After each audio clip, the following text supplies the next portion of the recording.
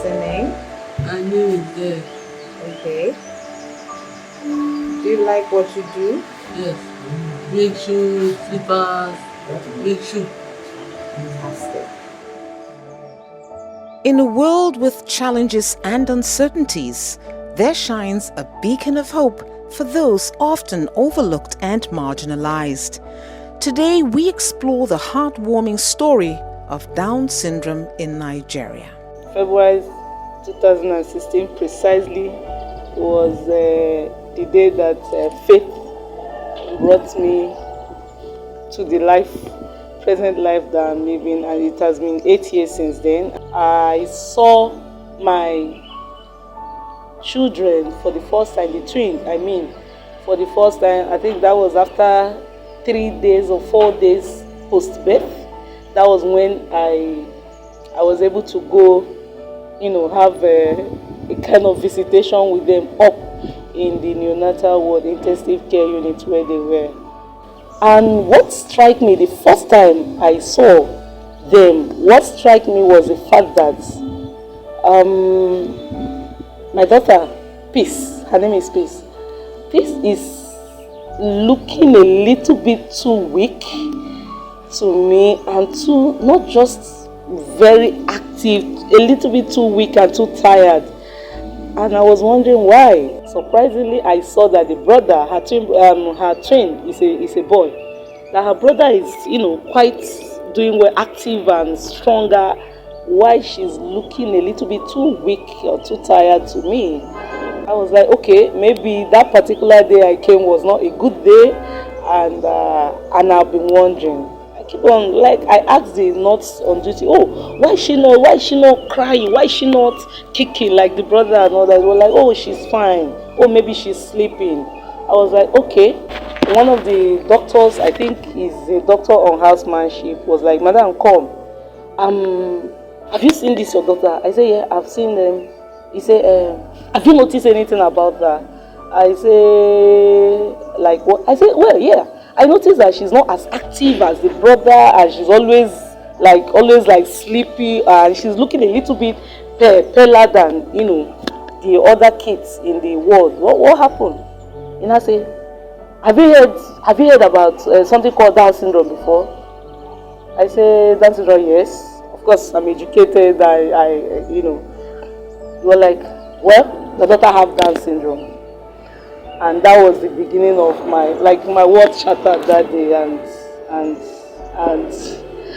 it has never become the same. It has never been the same again since that time. Down syndrome was first spoken about in 1866 by John Langdon Down, also known as the father of the syndrome, an English physician who published an accurate description of a person with Down syndrome.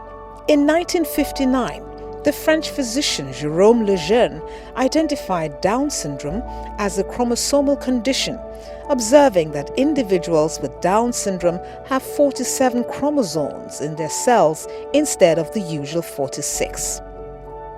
But what we know about Down syndrome is that very often we have a situation where in the formation of the chromosomes that make up that egg, the mother's egg, we find that a process of division, a process that's supposed to split up the mother's 46, because everybody has 46. Everybody should have 46 number of chromosomes in their cells. So mom has 46, and ideally those should split up, become 23, so that eventually when they fuse with the father's complement, it comes back to 46. So the process by which we come to 23, something goes wrong there.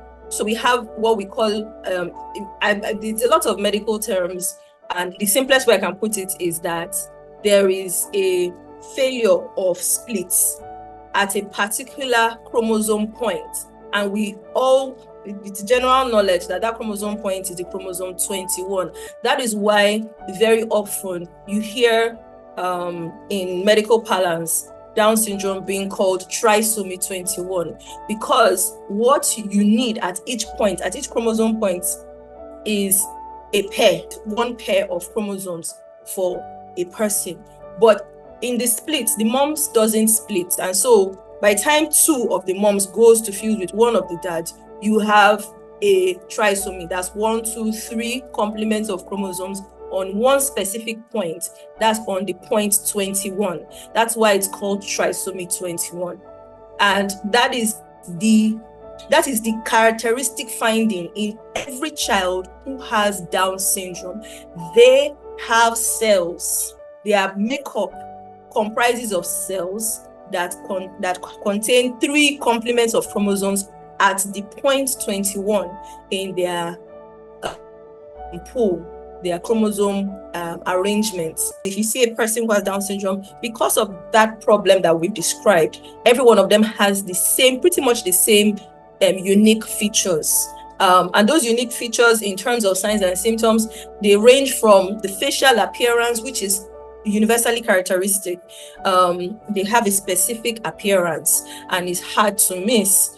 And that, is just one of the many things that they can have. Their muscles seem to be weaker, or their tone, not even their muscle, their tone seems to be less. So they don't have that resistance in motion, in movement that you see in other babies who don't have Down syndrome. Physical characteristics that the child with Down syndrome can exhibit will include growth failure. They will have trouble feeding. There's usually low muscle tone, which is called hypotonia. This is when the muscles are abnormally floppy. All right. Usually, when you hold the child by the underarm, the child is supposed to hold their head up, be able to engage with the caregiver or whoever it is carrying the child. But with children with Down syndrome, their muscles are all over the place, very floppy, and they can't even hold their neck up. So there is low muscle tone. Another challenge they have is also low muscle strength, because again their muscles are not developing like that of typically developing children. They also have ligamentous laxity. Their joints are loose, and that causes their joints to be very, very unstable. All right. Slanting eyes is also a common feature when the eyes have a sort of upward slant to it. They have broad, flattened faces. Their noses are short. They have short nose. They have short and broad hands as well. While in 2000, an international team of scientists successfully identified and catalogued each of the approximately 329 genes on chromosome 21, opening the door to great advances in Down syndrome research. Essentially, because it's a genetic problem, it's something that happens at the level of the genes. The one identified risk factor, the strongly identified risk factor for Down syndrome, is increased maternal age. That means an older mother. And by older mother, we mean, by the terminology, or the defining terminology, is pregnancies above 35 years of age. Some people may argue and say 40, but the defining term is pregnancies above 35 years of age. There is increasing risk of developing Down syndrome. The basic explanation for that is, or what people can use to explain that many times, is that the process of the split that should take place seamlessly as the cells age and as time progresses, some may not be as seamless as they should be if a person was younger, and so that's a risk factor. So there's a tendency towards having syndromes, not just Downs, but other syndromes with increasing maternal age. Another possible risk factor, which is not usually as common, is if there is a history, perhaps one of the partners has Down syndrome. It is not usually as common because for different reasons. Maybe because we don't see a lot of Down syndrome couples, but that is also a risk factor, but not as strong as the risk factor of increasing maternal age. To prevent it, you have to basically more pregnancies. The advocacy is for more pregnancies at a younger age. However, it is not unusual to find children with Down syndrome born to mothers who are young as well. In fact, we say that 80% of the children who have Down syndrome are born to mothers who are young. But what we are saying is that for every child that is born to an older mother, the risk of the child having Down syndrome significantly increases. So if we're to advocate, the first thing that usually will come to mind is, okay, if for women who will get pregnant at older ages, it is very important. It's important for every age group to get screening, but it is particularly important for women who are pregnant after the age of 35 years to make sure that they undergo screening. The baby that pregnancies undergo screening for Down syndrome. Rose, a mother herself to a child with Down syndrome, saw the need for support and care for individuals like her own child and took it upon herself to create a safe haven for them. And this birthed the Down Syndrome Foundation 23 years ago in Nigeria.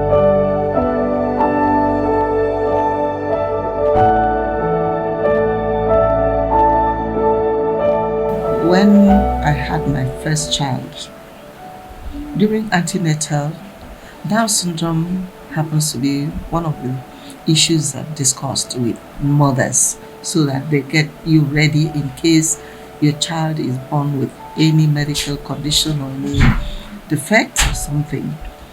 And I did not know that nearly about more than 10 years down the line, I would come and have a child with Down syndrome, because my last child was born here in Nigeria in one of the best teaching hospitals. But unfortunately, apparently, quite a number of the medical staff did not have an idea about the condition called Down syndrome.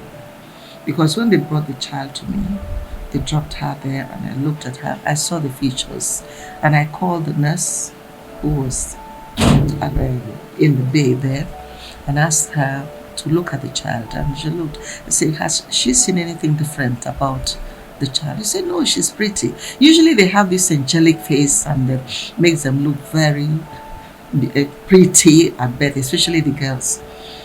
I looked at the child, I carried her, and I looked, she had all the physical stigmata, the features were all there. And of course, naturally as a mother, I was in denial. I did not believe that my daughter has the condition. So I showed her all the physical features. She looked at me and looked at the child, looked at me again, and then she said, are you a medical doctor? I said, no, I'm just a parent. She just smiled and left. She didn't say yes, she didn't say no. It was then I realized that she didn't even know what I was talking about. So I became quite hysterical and I started crying. So they had to send for the pediatrician and the gynecologist because I had her through CS. So they came in. Well, I would say something about them there, the way they handled it. In all fairness to them, the pediatrician had seen that that child had Down syndrome and she just wrote in the case note, they put a question mark. Then I said, what next? She said, well, there's nothing in the country to carry out further tests or to look after the child. And my daughter was born with very serious low muscle tone, that her neck, she could not hold up her neck for the first 9 months of her life. And she said they needed to put a collar on her. That's part of what children with Down syndrome are predisposed to. It was then it dawned on me that I was on my own. It was then the seed was sown in my spirit that I need to help other families because there wasn't much known about the condition. But it actually took me about, I would say, nearly 14 years after.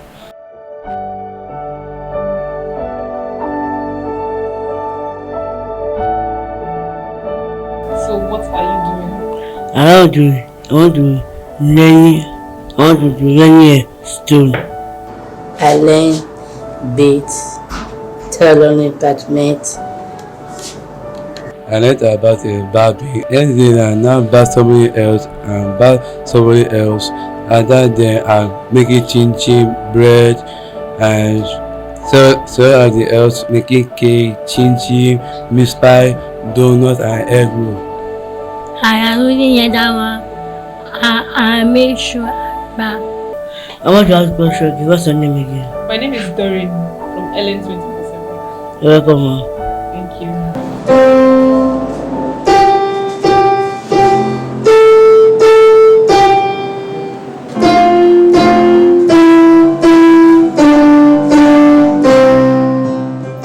I waited until my older children.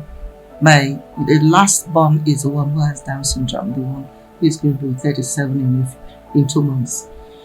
And then I told my husband, we were running our own company as of that time. I told him, I said, no, I now need to step back and address this. So that's when the foundation now came into being. The foundation stands as a testament to the power of love and perseverance, with a mission to provide a nurturing environment and opportunities for growth through proper education and a wide range of vocational studies, including leatherwork, tailoring, beauty, agriculture, music, bakery, and more, with the goal to empower them with skills needed to successfully integrate them into society and help them lead independent lives. We provide educational resource. In the educational department, for example, we group them not according to chronological age, but according to, once they are assessed, according to their mental and intellectual abilities. So you can have a child who is 10 years old in class with a young adult who is 40 years old. So that's how we group them. A toddler who is about 2-3 years who has Down syndrome, if a physiotherapist is working with such a child, the physiotherapist is probably trying to help the child to achieve milestones, milestones like able to control their neck, to be able to sit unsupported, to be able to stand, to be able to walk and run, so that they can engage with their peers and all that. So that will be the focus. So exercises will be planned towards strengthening those weak muscles and those floppy muscles and all that. For a child who is about 7, 8, exercises may be tailored towards addressing problems with postural control, balance, and coordination. Because children with Down syndrome, due to the weak muscles and low muscle tone, the hypotonia they have, they tend to move in compensatory ways, which now places extra burden on the joints and bones. All right, so this can cause problems, postural problems. So if a physiotherapist tries to help the child to move in more efficient, energy-saving ways, okay, that will place less stress on the bones and joints. In a young adult with Down syndrome, again, the focus will be probably exercises to improve their physical fitness, exercises to improve their heart condition. A lot of children exercise to maybe lose weight and improve their general fitness. A lot of children with Down syndrome tend to be overweight. All right, so exercises can be tailored to help them maintain their weight, improve the condition of their hearts. So overall, exercise intervention will be looking at improving muscle strength and muscle tone. Will be to improve developmental skills, like I said, helping the child to sit, stand, walk, and do all that. It will also be in terms of improving balance, coordination, and postural control. It could also be in the area of improving physical fitness. So it really depends on the level the child is at.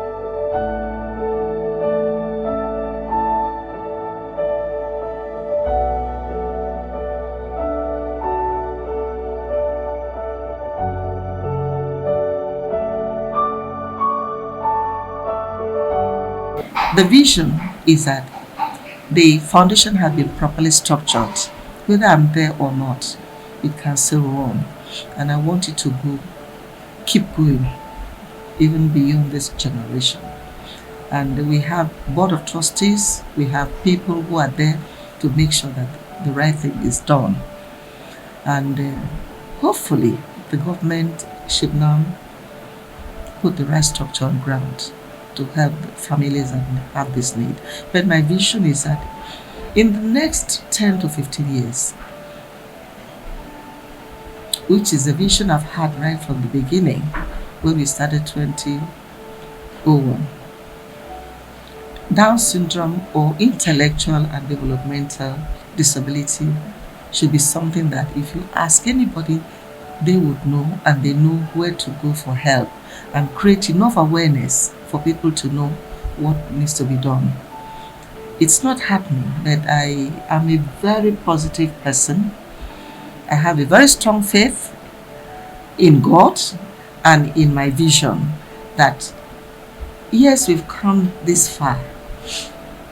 Hopefully in the next 5 to 10 years, we would move to the next level, that people would have the support that they actually rightly need. All families, irrespective of their station in life, there should be a level playing field for everyone, so that everyone should be able to get the support they need to take care of these children. Because as citizens of this country, I think we are all entitled to.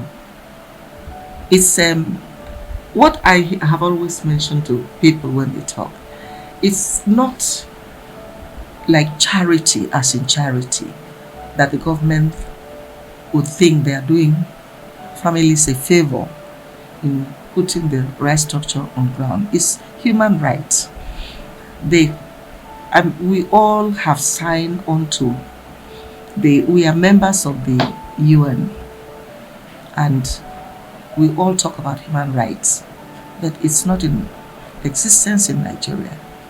And I think this is where we should get to in the next 10 years in this country, not just within Down Syndrome Foundation, but generally, wherever you are, you know that the right structure has been put on ground for you, for your child, irrespective of disability, irrespective of religion, irrespective of tribe. You would be able to access whatever is there to be accessed. While this is a magnificent step to provide succor to parents and guides, some experts and research has shown that there is more truth to this condition than meets the eye. It's not curable medically, but there are treatments for the presenting complaints, and practically all the presenting complaints can be treated. So their life expectancy has improved dramatically in the last few years, between 1973 and now.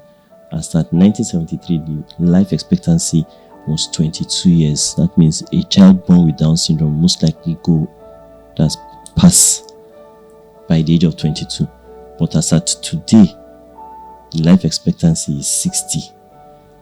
And that's just like a statistical average, meaning that there will be those who go beyond 60 and there's those who will go below 60. But we are saying on the average, a child with Down syndrome in 2024 will live at least about 60 years now, based on the more accurate diagnoses that are available and the treatments that are available. That environmental factors have changed in the last 100 years. So many new things have been pumped into the human system. So sometimes it takes some time to realize that, the problem is from here. You understand?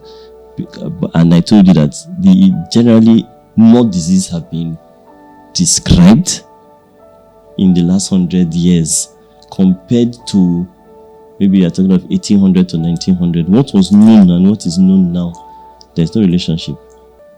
More and more things are being discovered. At the same time, the human race is being exposed to more and more toxic substances. Before, where would you find mercury to be put in your body? But those things are carcinogenic. Those things have the tendency, some of the metals we come in contact with have a tendency to cause radiation. So everything has not been described. Medicine is still far from answering all the questions. It's still very, very far.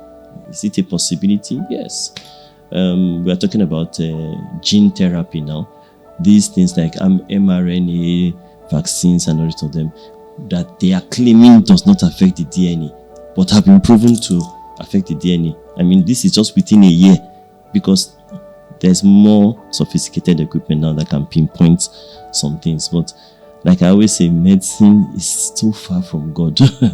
There are just still several unanswered questions. You see a doctor telling a patient there's nothing that can be done about it. It's not true. There was a time when tuberculosis was like that, and they will tell you, you have tuberculosis, there's nothing that can be done. Medically speaking, there's nothing. But since then, they found simple solutions from drugs. People take just tablets 6 months and they're out of it. So there's a gap in knowledge. That's the bottom line. There's a serious gap in knowledge when it comes to genetic disorders. I was depressed for several weeks.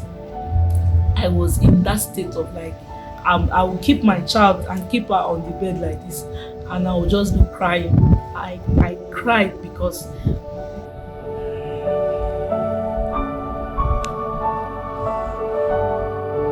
at the point I was asking God, is it that I offended God, or who did I offend, or what exactly did I do that I have to be punished that way? It's a big issue when a parent suddenly finds out that the child they were expecting for 9 months, giving birth to, and the child is growing, found out the child suffers Down syndrome. Firstly, they first live in that state of denial. They don't want to believe that that is correct or that is true. And most times, they don't even seek medical help early enough, and find out that at the time they're knowing that this child suffers Down syndrome, it's almost getting so late. One thing we don't understand is that people like that could be very sensitive. They may not talk, but they are very sensitive. So we must be careful when we manage them, not just what we do to them, what we speak to them, what we tell them, the facial expressions. I mean, they work more with this facial expression we dispose towards them. We must be careful. I mean, who knows? Tomorrow it may just, I mean, sometimes you find out that as they grow, they become better. Tomorrow they may just grow and realize that I have an aunt that never really liked me. So these are the issues we should be very careful of. There are vulnerable moments like till date, till as I'm sitting down here, I am still, I have this anxiety attacks about what if anything happens to me, to her parents, what becomes of our future, because people are just very callous to these ones with disability, especially those of them with intellectual disability. Yes, that's what I call it. People are just very callous. We don't have that we don't have that humanity in us to know that these ones are also a human being. These ones are the blood that is running through your vein is running through their veins. It is not their fault that they were born with some kind of disability. The least we can do as a society is to just be nice to the vulnerable ones among us and others. But in Nigeria, we are not nice to the vulnerable people in our society. We are not nice at all. Our government is not nice. We are just totally left alone. They are just on their own. They are not counted. Under our constitution, our constitution says every citizen, every human being, every citizen. Is it that the definition of citizenship doesn't, in their mind, they do not know that it includes every, as far as you're a human being, a citizen of this country, you're captured in that definition.